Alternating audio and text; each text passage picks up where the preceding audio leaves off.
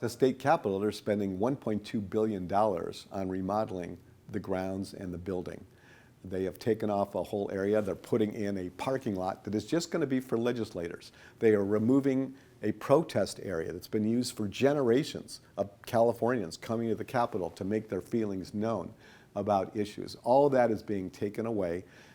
$1 billion, more than $1 billion being spent on that, and I just think there's better ways to spend your time, effort, and money than on projects like that. Well, I worked as a reporter and as a member of the staff of a governor in California, in the Capitol. I remember being able to walk into the governor's office and just about talk to him. Maybe you have to talk to one other person, but there was access. Similarly, you could walk into almost any assemblyman and senator's office and talk to them. Now, all that's been pretty much blocked off. The press has been relegated to a small area. For a while, the press room was even taken away. So, you know, we hear a lot about transparency and openness these days, and I just don't see it in what the legislature has been doing. It seems to me that it's very, very hard to get hold of your legislator in person. And during the COVID era, of course, it was totally denied. You had to go on Zoom if you could do that or whatever. But I think it's a troubling trend. And with the West Steps being shut off for protests and information from the public, even less access. That's never a good thing in a democracy. So when the pioneers of California built the state capitol and they considered it and laid out the plans, they wanted it to look like our Capitol in Washington, D.C. looks. They wanted to have these soaring values, soaring arches, beautiful facades, statuary on the top of the building. You know, one day I was standing with former Governor Jerry Brown in front of the Capitol. He was going to go do a news conference. And he looked up and he said, you know, I never noticed those statues up there on the top. I wonder what they mean. Well, that's what got me really interested in explaining it. So the governor looked up and he saw the statues on top, and he saw one of the Roman goddess Minerva. Minerva was born as a whole person. She wasn't a baby. She came from the mind of her father. This is in Roman mythology. Well, what that meant was, in California history, was that California became a state without having to go through the process of being a territory first. Usually, when new states were admitted, there was a period of transition. People would actually vote on whether or not they wanted to be a state of the union, but that didn't happen in California.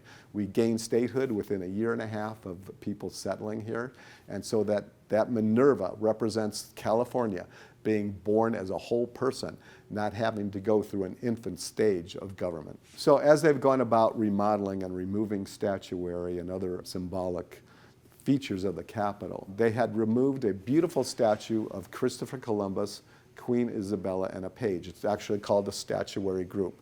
It was hewn out of the same marble in Italy that Michelangelo used to create his David and other great sculptures. So it had tremendous importance to the state of California. It symbolized Columbus's epic journey, which began in Spain, Italy, and then the East Coast islands, North America. But it continued all the way to the west. So the pioneers of California want to say, hey, we're the culmination, if you will, of the discovery of America in 1492. That's why this statue is important.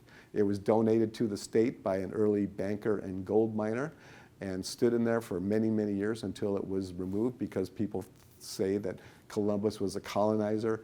He's the one that discovered America, and that led to the mistreatment and persecution of many Native Americans. What's really interesting is a lot of people don't understand or realize that California wasn't always in the United States.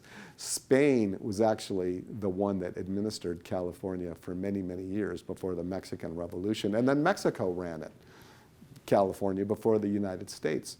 But the Spanish missionaries and Father Junipero Serra was the founder of the missions. They established missions all the way from Southern California to north of San Francisco. Father Serra, who's a saint in the Catholic Church, and there are, by the way, 20 million Catholics in California to whom Serra is very important, people said, well, he was a colonizer. He imprisoned the Indians against their will in the missions. He made them work in the farms and fields. So Father Serra's statue was vandalized and then removed. There was actually a state law that said that there must be a statue of Father Serra on the Capitol grounds. That law was retracted, changed, and a new law signed by the governor that put a tribute to Native Americans in the Capitol Park where Father Sarah's statue had been.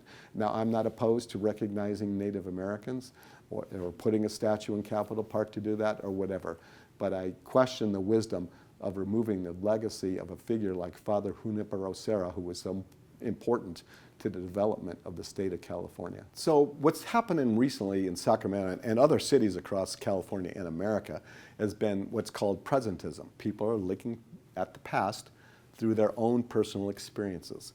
You know, they drive to work, they eat food in a fast food restaurant. They don't realize that people of 150 and 200 years ago had vastly different experiences and upbringing. So they're criticizing them based on things that they did, which at the time were legal and ethical, and which in fact no one really opposed. And now they're judging them. So in Sacramento, we've had schools renamed. We had a school that was called Kit Carson School in honor of the legendary explorer Kit Carson, who helped discover and open up much of the West in California and other states, New Mexico. He was actually married to a Native American woman, had a child with her, and yet he's accused of being anti-Indian, was called a murderer. So they've renamed the school. John Sutter, who settled the Sacramento Valley, built Sutter's Fort, established, if you will, the community, American community certainly, in California, thousands of miles away from any other settlement. He is now being called a colonizer, which is ridiculous, I think. Colonizer for who? For Spain, because he was under Spanish rule when he established Sutter's Fort, established a fort under a legal treaty with Spain, but they say he imprisoned Indians. Well, I don't believe that that's true, but that's a discussion that could be had. So they renamed it John Sutter School too.